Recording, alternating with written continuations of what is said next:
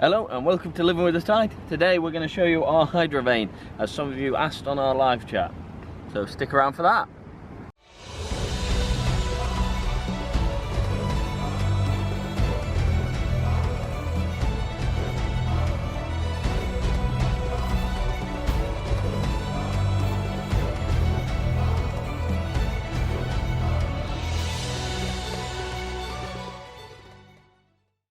Hi guys, so this is our Hydrovane. They're built in Nottingham, where we're actually from. So I actually picked it up when we were there. We fitted it ourselves. It costs, I'll have to get the paperwork out and let you know. I think it was just under 4 grand, so quite a bit of money for the thing. Sorry, I've got to keep closing this one eye because the sun's so bright. Lovely place this. It's quite a simple bit of kit. Ours is connected by the 2 mounts here onto the back of the hole. This one's off centre. That's why we went for the Hydrovane, because it's one of the only ones that can go off centre, so it's not in line with the boat. You can see it's got its own rudder down there, and we'll go through that in a bit more detail. So first bit, of course, is the big red vane, wind vane itself. It's quite simple. You have to put it, it's an aluminium frame with the big drum-like canvas on it. It comes off so it can be stored away. Quite simple. It's just this down at the bottom here. You unscrew it, it comes off. That can then be put away, and of course out of the way. Just goes back on like so. You just tighten that up, it sticks on. So we've gone the Hydrovane. This part here is to lock it back. So if the wind's stronger, you can heel it back, and then tighten this off. It'll stay down, and that means less wind will affect. So that's when the wind's getting quite strong, 30 odd, plus knots. So you don't want it in the full effect. Back. Right, down here, next part. It connects down to the tiller by this bar, and this is the lead counterweight right here. You've got a pin here that has to come out. We'll show that what that does. And then as we go further down, and I fall in the water most likely. As we go further down, we can have a look. Here is the how you actually position it with this string rope here. You can turn it, and as you can tell, the vane will change direction. So that's for setting it up when it's with the wind. And that's all this mechanism here. This is the main gubbins. Yeah, when it's over like that, it's all in line. That means that this won't be steering, and this tiller and the rudder is now in free. Then you've got the different settings for how fast it'll respond. So least, medium, and most responsive there. And then you've got the tiller here, which I advise you put something in to help you steer. But that's the tiller. Another pin, and then that's pretty much all the gubbins. So if we take this pin out, it's a bit stiff on R1. I don't know if it's stiff on others, but it's stiff on R1. Wiggle it out. It's a bit hard when you're kind of balancing on a ladder. Balancing on a ladder. Normally I there we go. Now you can see it 3 turns. So if Paige points the camera down there, you can see the rudder, and it turns.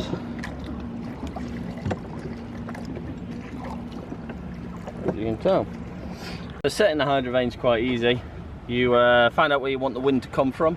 You point the vane. So say if we want to be on a close haul from the port tap, so that we want the wind coming from there, we'd set the vane to face into the wind, and then we would take this pin out, take this, put it into gear, take this pin out, and now it'll steer for us. So as you can see, because the wind's off centre, so that's the wind now pushing it over, and as it pushes, it pulls this beam up, which then turns the rudder that way. And again, so the wind, when we're in where we want to be, where the wind's coming from, it would be up straight, and then depending on which way we go, the wind would adjust it, and there you go, it would steer. That turns the rudder down there. It's quite simple. So as you can tell at the moment, because we're at anchor and the wind's coming from the bow, and I've set it this way, it's trying to turn us. Of course we're not going to go anywhere. That's how it works, it's as simple as that. Leans over, and then you can change the settings in here, and that stops the rudder from going as far. As you can see. And that one, it hardly goes anywhere then. You see, hardly turning.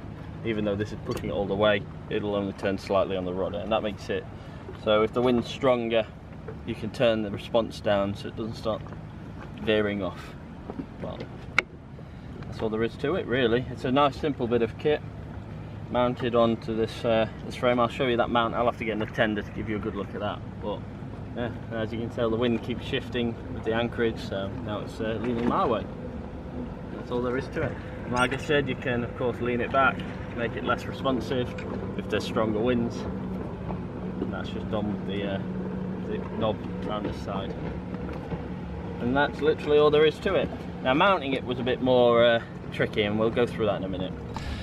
So where we are now on the back of the boat, as you can see, there's two mounting points, that one and that one there. We're bouncing around a bit of swell. These are bolted into the hull. You have to get this teak block because they say you have to shape this, so we actually filed it down so it was the same shape as the hull, which has got a slight curve in it.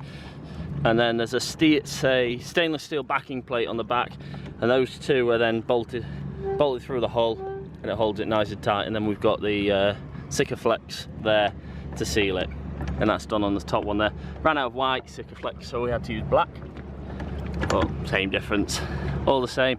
I can't remember the names of these ones, so when we go inside and I go through the paperwork, I'll tell you the names of each block, because there's three types. There's the A as well, which is an A-shaped block, but it's as simple as that. Then this metal bar goes through them, you tighten it up. It all has to be at right angles to the water, and then that has to be just above the water level. Of course it's not at the moment because we keep bouncing. And then the rudder here goes on. The rudder's nice and easy. We keep this bit of rope on it just because I don't want to lose it overboard. Sorry, I wasn't pointing it then. This bit of rope on the bottom there, and then the pin holds it in. So that's all that holds the rudder on, is that pin. So we have to be careful. But the rudder comes off. Most people take it off, but I've been leaving mine on. As you can see, it's not anti-fouled, so we have to keep cleaning it. But that's all there is to it. So we've just come inside so I can show you the actual manual. It's quite simple. I mean, it just tells you how to fit it and then how to use it, which we've pretty much been through, and how to maintain it. The bit I wanted to show you was the actual parts you can get. Let me zoom in a bit. Yeah. So we've got the H bracket and E bracket, and the A bracket is a double strut. We didn't need that one for our type, but some boats of course do. If you do order one of these, they'll take it through with you, and you tell them what boat you've got, and they'll advise on what you need, what length, and also they'll tell you what measurements you need to do. We had to measure the actual top of the transom all the way down to the water line, so that we could work out what length of I'm not sure what it's called, not the drive unit, it must be in here, the shaft, what length of shaft we needed. Other than that, it pretty much just tells you what to do. As you can see here, I'll page, there's some of the other different configurations. That's about all there is to the Hydrovane. So we'll go through the price of what it costs us now. So the invoice, you can't really see it much. I'm not sure you'll be able to see it. It's there. Let me see. Sort of. Yeah. Anyway, I'll go through it. So we've got the Hydrovane model VX-A2D, and we've got the X length shaft with H and E brackets. We also, if you're a member of the Cruising Association, I'm sure they'll do discounts for other clubs, etc., but we're Cruising Association for England. We got a discount there, and a discount on the additional items as well with the CA. We've got the two timber pads H and E to go on the H and E brackets. Those are the teak ones I showed you. Then we've got the offshore spares kit. I wanted that as well. That was an extra £112, but it was good to have the spares kit for us. Additional charge for the X shaft, because originally we didn't order the, if I remember right, we ordered the large shaft, and then we've opted to the extra large shaft because we wanted the Hydrovane to sit a bit higher. So it's up to you. You have to do the measurements. You decide which shaft you want. That one cost an extra £77, but we wanted that. And then the discount. So if we look down here, subtotal was £3,752 with VAT of 20%, which made it add £750. So in total it came to £4,500 £502. So quite a bit of quite an expensive bit of kit, but it was something we wanted. So like I've said before on other videos, we decided to go for this instead of a water maker. So of course some people have asked, why did we go for the Hydrovane instead of the water maker? And that's mainly because of the redundancies it gives us. It gives us a spare rudder in case our skeg hung ever malfunctions and breaks or we lose steerage. You can actually disconnect it all like I've shown you and just steer the boat from that. It gives us a spare autopilot. Our auto helm is very old. It's been playing up recently as well, so it's good that we've got this spare. So it gives us that as well. So it just gives us some redundancies where having a water maker wouldn't, and at the moment we've not been anywhere where we couldn't get water, so it was safety reasons we went for the Hydrovane.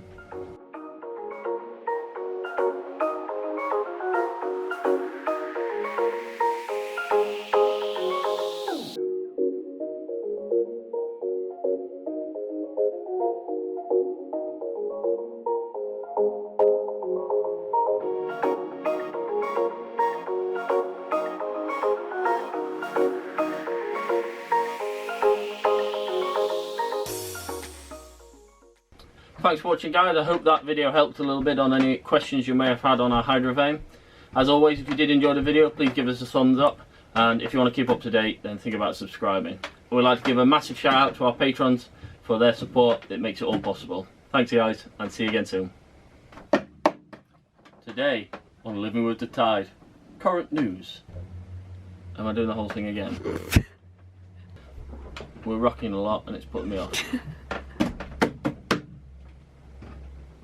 It's because someone with a glass bottom boat keeps going past really freaking close. Deep breaths. Thanks for watching, guys. I hope that that was yeah, real good. See you again soon, guys.